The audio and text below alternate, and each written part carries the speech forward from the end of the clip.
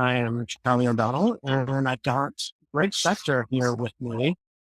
Greg, you probably have forgotten more about Agile and coaching product teams than I have ever learned. I'd love to get a sense of your background and just how you got started with this on why this is a framework that you decided to make such a integral part of your career. Sure. I've definitely forgotten quite a bit, but I'm trying to remind myself regularly. I started a little over 10 years ago. I was working at a dev shop in the city and I heard about Scrum and I've been hearing about Agile for a while. So I went out and took a class on my own and really liked it. So I brought it back. Obviously, most of our work was for clients. So it was very hard to give them the timeline of, hey, we're just going to get this done. Give us a list of requirements. We don't know how long it'll take or how much money it'll cost, but it'll get there and it'll be great. So that really wasn't an easy application. But what we did is we started borrowing certain things from Agile, like the stand up. That was something that we put in place, and that was easy to put in place right away. Everybody liked it because you got to sync up every day. So I got a chance to do that. And I saw how people took to it and how much value it brought. I think that's the point, the way we implemented it then, it colored my approach to Agile and Agile implementation. I'm not what I call an Agile cleric, which is people who thumb the guide and say, this is how it's written, so it shall be done. I like to get the benefits and the outcomes from Agile that we're seeking, even if it doesn't have to abide by every letter and principle of Agile. As long as we're getting the benefits, then we're moving in the right direction. And I don't want to make it seem like I don't believe in the Agile methodology, but you don't have to do everything all at once. And I actually have a video about that exact thing. And the more I did it, the more I liked it. And at some point, I realized that everybody has to just be a coach because you're just trying to make the teams better. And that spoke to me on a personal level. Gotcha. What is it about the team dynamic and trying to get everybody rowing in the same direction that you see as the biggest problem? And how does Agile uniquely, maybe versus other methodologies, try and address that? If we're all aligned and, like you said, pulling in the same direction, it makes us much more likely to succeed because we are all clear on what our goal is. Because it's very hard to align if you don't know the direction we're all aligning to. So it susses out automatically what it is that we're trying to achieve as an organization or as a team. And that, I think, is the most kind of beneficial part that you get from all of the conversations and the ceremonies and all the artifacts that we get. It's really, it all boils down to, let's talk to each other and let's get along. And I don't want to name names, but when I was at this dev shop, we had a sports betting client and flew out to their office. We were doing some work for them. Uh, the one thing that struck me, and they ramped up very quickly. The first thing that struck me when we were in meetings with their leadership is how they were practically finishing each other's sentences. And they were all very clear on what their objective is for every project and every task. They knew what good looks like, and they were all pulling towards that direction. And when I saw that, I filed it away forever in my career because that was just like the perfect iteration of an organization that's clear on where they're going. And once they're clear on where they're going, once you know what the problem is, you know how to solve it. You're 90% of the way there. And I think these conversations are meant to align teams and on a scale level, align the entire organization with what are they trying to achieve and what is success going to look like. So once they align, that's the bulk of the challenge. The bigger problem is aligning people because people have so many competing interests. They have their personal career interests, and that oftentimes gets in the way because that's politics. competition, and sometimes people don't want to work with other people and things like that. And a big part of Agile is conflict resolution. So it is something that we try to address as part of the methodology as well. But fear of change is another one. People don't like change because it just feels awkward. And a lot of times people are invested in doing things a certain way, even though that's not the best way for the organization. It's good for them in some way. Maybe it gives them power within the organization, like a key person dependencies. They can't be fired, or they can't, their space can't be encroached upon. So you have these incumbencies that you have to compete with, and getting people to change and move away from those incumbencies is very challenging at times. But the way I think a successful way of fixing that or addressing that is to give them a benefit that's greater than the incumbency, to help them see that, hey, I can improve this project, or I can improve our process and deliver success. This will serve my career more so than being this keeper of this knowledge, and or keeper of this space that protects me in some way or serves me in some way. Well, one thing that you said that I see all the time is being on the same page about what good looks like. Too often, I think it's all about these vaguely stated end goals, launch an application or something where it's people A think that's an end in itself, and B, there are varying levels of what it looks like to be launched. And I think different stakeholders may have different ideas about how much something has to be complete before it's get in front of a customer or all of that sort of stuff. And it sounds like being able to define that specifically is really Absolutely. And if you're talking on a micro level, writing a user story, you're talking about acceptance criteria. What How do we know we're done? And if a story has acceptance criteria, that's one of the things I look for when I'm trying to assess maturities of teams. If they have acceptance criteria and they're well written acceptance criteria, that means that they're getting there. They're really getting there, and they're fairly mature. The reason that you need to know what good looks like is because where's the ultimate goal? If you don't have that, it's very hard to align people. I like to use the example of, if somebody says, "Can you drive me to the airport?" and they say yes, and they give you an estimate on how long it'll take and how much it will cost in tolls and gas and all that good stuff. And then they tell you, "Yeah, but I don't know where the airport is." Then you're clearly not aligned. And that's why it's important to ask these questions. I don't know if I answered the entire Mm, yeah, for sure. Um, do you think it's necessary to have a coach that is not a stakeholder in the process? I guess at some point you coach is a stakeholder, but like, like, a neutral third party, is that a key part of working with kind of a framework? It's preferable. It's much more preferable. If you don't have that, you can get pulled into a lot of different, what we call anti patterns, or you get a lot of challenges where maybe you can't call somebody out because they're somebody you work with closely, or maybe they're your boss or something. So there's political aspects of it, or maybe you have some more sort of relationship where they're working on another project for you and you've got a dependency on their team and they're willing to push that dependency forward. But if you call them out, they're not going to be so cooperative. So there's a lot of challenges. Does that mean that you can't absolutely in any circumstance have that? I wouldn't say. Again, I'm not a purist. I'm not an agile cleric, but I've seen people successfully navigate that. It's all like everything else in life. It's all in the execution. If you execute even a bad plan, you can be successful.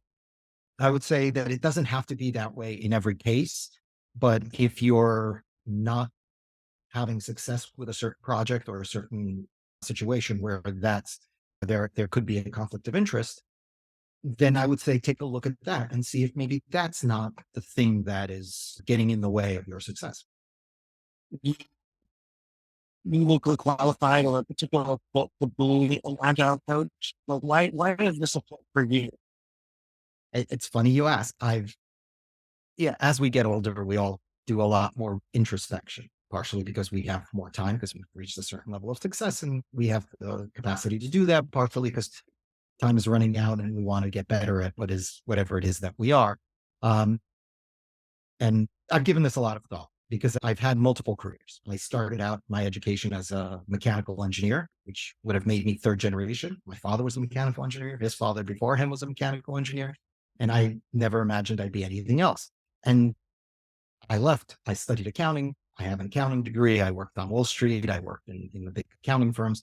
And eventually I ended up in Agile and Agile coaching specifically. And one thing I noticed about myself is I'm the kind of person that likes to have a situation be better when I leave it than when I find it. Like I'll walk into a restaurant and if there's no salt, liquid soap in the thing, I'll throw some water in there, shake it up to get those last few drops and make it better. I'm the kind of person who wants to improve a situation and walk away, even if there's no benefit to myself. It feels good to enter a team, especially a dysfunctional team, which has been my specialty over the years, and turn that team around and know that when I walked away, the number one thing is people are happy around the team, which is my number one metric of success because happy people will figure out how to solve whatever other problems there are because they're engaged. They're not engaged. No matter what you do, you're not going to get them to produce good quality results. Uh, better happiness on the team, better team engagement, quality outcomes from the team, the right outcomes from the team.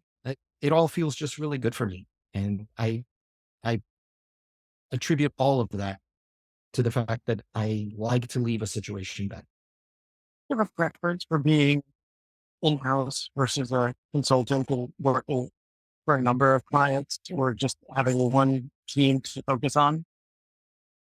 I do. I like having one client to focus on at a time because then I get to really understand that client. And when I go home at night or if I'm remote, but when I take off the agile coaching hat and I think about what problems are in the organization and how can I possibly solve them, I want to think about that one client. Uh, I've had smaller coaching engagements, and if it's a smaller transformation where they're trying to get better at something, that's very different, and it's a lot easier because you're very clear on what your objective is. Let's say you're trying to help them refine stories or write better requirements, things like that. If it's a very targeted engagement, you I find that it's easier to just focus on that because it doesn't require more as much depth into understanding the organization because a lot of the things that the challenges that come are usually just a reflection of the organization and the dynamics within that organization. Sometimes you have to think long and hard and try and figure out what is it that's causing this organization difficulty or what are the impediments.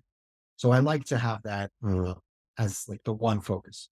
I I don't have such a strong opinion about working in house and being like a salaried coach versus a consultant. A lot of consultants just feel like they need to come in, make everybody follow the guide, and then they leave because those are their KPIs. And I find that very damaging for the industry. I find myself to be very critical of the industry because there's a lot of this. You have to do it because it's in the guide. And if you don't do everything right now, then we're going to get you fired. That's, I think, the source of a lot of the problems with Agile and the reason there's a lot of criticism currently of Agile, mostly from outside of the Agilist community, but from within.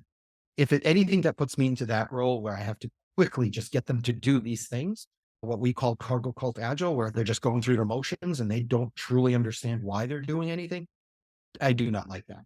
I generally try to avoid those kinds of situations whenever I can, try to alter them to be the right way. Um, but being in-house usually gives you a little bit more freedom time wise to deliver a true change rather than this kind of cargo culty. They're just going through the motions change. English lecture writing as a completely broken, intractable team situation. Have you ever walked into a set of personalities and just like, you know what, folks, you probably just shouldn't all be working together? Like, or do you go in with the optimism that most problems are fixable? I've encountered teams like that. I obviously haven't encountered every team in the world, so this is just I'm speaking to my experience. But I have encountered teams like that, and where I show up and they're just like, "This is hopeless, and nothing's going to change, and nothing will ever get better." But by the time I leave, it's gotten better. So there are teams that start out that way, absolutely. And based on that experience, I usually go in saying, yes, I know you guys can't be agile and do agile and think about the world in an agile manner. But let's just try and do a better stand up. Let's try to improve the way we write requirements. Let's just address these little problems. And that's a lot of the way I approach things. Okay, we can't fix everything. That's fine. Let's just fix this one thing. And if we can fix this one thing, maybe that'll be enough for you. But if they let some of that steam off and take off the pressure, I find that teams eventually do address all of those things. But it's like the cliche saying, how do you eat an elephant? One bite at a time. Vegans are allowed to make that joke. But that's what it is. And I think that helps to get people out of the mindset that, oh no, everything is awful and we can't fix everything.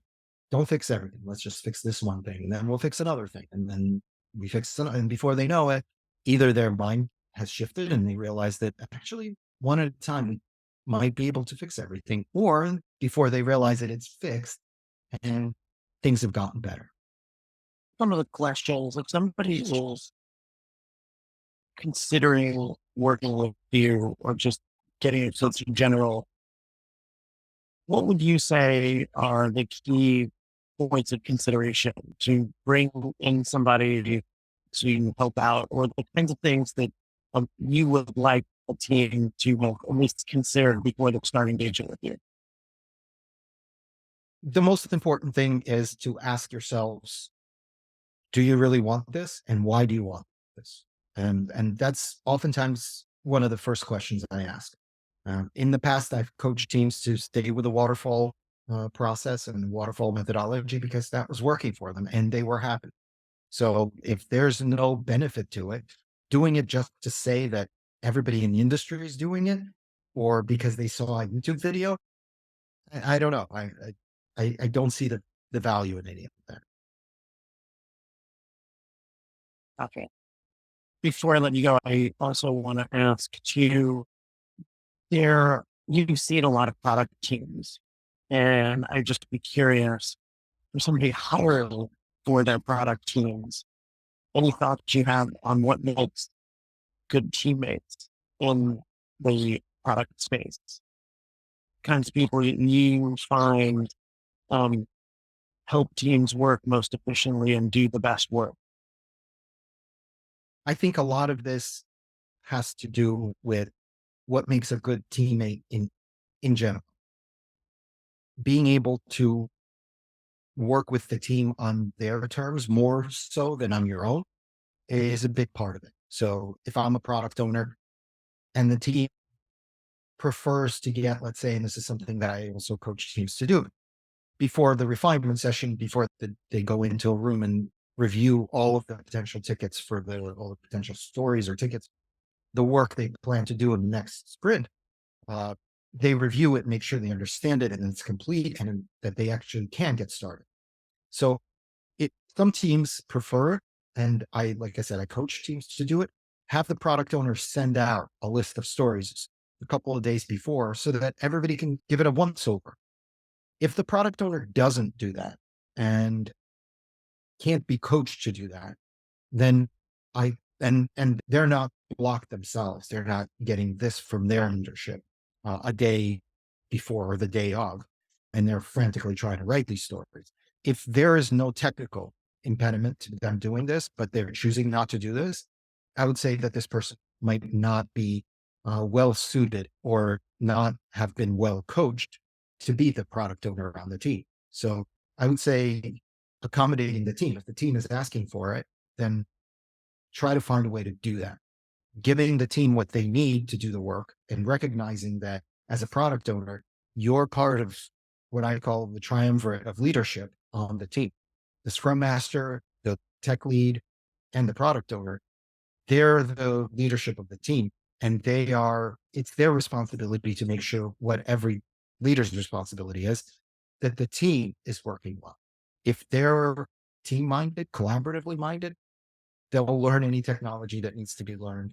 They'll figure out the product, even if it's a super complicated product and they may not have the background for it, but then they'll be good. If they're thinking about just themselves, they may not be a great product owner. Generosity is an important consideration and empathy in product use. Absolutely. As it is for the tech lead. If all she does all day long is just worry about the stories she committed to and is writing code rather than trying to make sure that the team is maximally effective and to support and mentor the more junior developers, then she might not be an effective lead. She might be a fantastic engineer, but not an effective.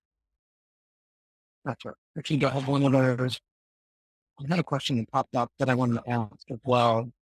Uh, oh, so there are a lot of different software offerings for managing teams, and I'm curious um, whether you feel like there are certain types of software, or do you have a preferred stack? And oftentimes, what I hear from people who build tools for team collaboration, you've got team collaboration tools, and you've got methodology and team behavior.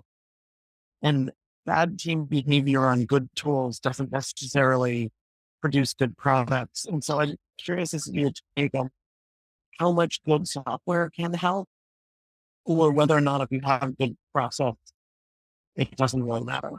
Just, I would agree with that. I think my question. Yeah, I would agree with that statement. It's just like culture. If you have bad culture, and this is an extension of culture. If you have bad culture or bad process, no amount of software will fix that. If people don't appreciate the testing step in a user story's life, and they just move it from code complete to past QA or whatever they call that step on their team, if they just skip that step and don't do it, the software won't be able to stop. Even if the software doesn't let you skip a step, you'll move to the next step and then you'll move it again. You'll just click twice rather than clicking once or dragging it 2 columns over. So it really depends on the process. And it, I know we see it in Silicon Valley. It's people who have been doing this a while. It looks quaint and funny, but we did all this stuff before and Monday and all of these other tools.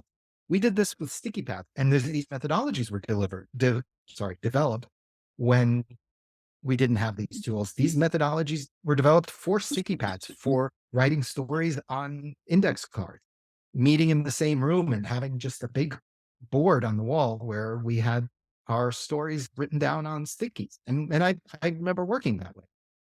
That's perfectly effective. And there's so many tools now, like stickies.io, for example, which is just like an open source, if I'm not mistaken. It's a tool that you could just sign up. It's free and you don't even have to have any kind of third-party integrations or anything like that. It's just a board with all of your work on it. I would say those tools definitely help, especially if you have to track back when a release failed and you have to figure out what was in this release. What stories did we put out there so that you could figure out what might have broken and where to look for the fix. Those things are great, but to get the work done itself, it's not necessary to have something as complicated as Jira, but it definitely helps. But it will not make you agile. And this is going to make me sound like I'm arguing with the whole industry because so many people think that just because we use Jira, we're agile. And I can't count the times how many times people have said to me, "Oh, we're agile. We do stand-ups and we use Jira," as if that's like the gold standard of agile. That's not, but that's a long conversation to explain what it is. But it is helpful to have these tools, but these tools do not make you agile. Got that. Last question. What was your experience like putting some of what you've learned out there in the visible work program? How did you find getting started? Were you apprehensive at all? And have you gotten value out of it yet? So the reason I signed up for the Visible Work program is to get this started. I've been wanting to do this for years, and there was always some impediment, mostly in my head, to design the logo or design a PowerPoint deck so that I could have presentations, figure out what am I going to call myself? What am I going to call my YouTube channel? And it's not necessary. And this is what Visible Work program helped me figure out, that just get it out there, produce content, put it out there, iterate on it. And I should be embarrassed because that's agile. You iterate, you try something, you iterate. And my mind block was significant because like I said, for years, I wanted to do this, and hearing from the people in the group, hearing from you, and consuming the materials that you shared, it really helped me see past all of my blockers and just to produce something. And I can't say that the first video was perfect, but I felt better with the second, on to the third. This week, there's going to be a fourth. I've got some sort of cadence now. I feel much more comfortable with it. And hearing from the other people in the group also helped because they were facing the same thing. They're the accountability partner. She's great, but she's facing the same blockers. And she's just like me, overthinking it. And hearing and seeing that other people are struggling with the same thing and hearing how they solve their problems unblocked me. So it's been very beneficial in that respect. That's awesome. We're happy to be your agile thought leadership coach in this sense. Really appreciated having you in the program. And it was great getting to know a little bit more about your work. Thank you. It's been a pleasure for me as well. Okay, great.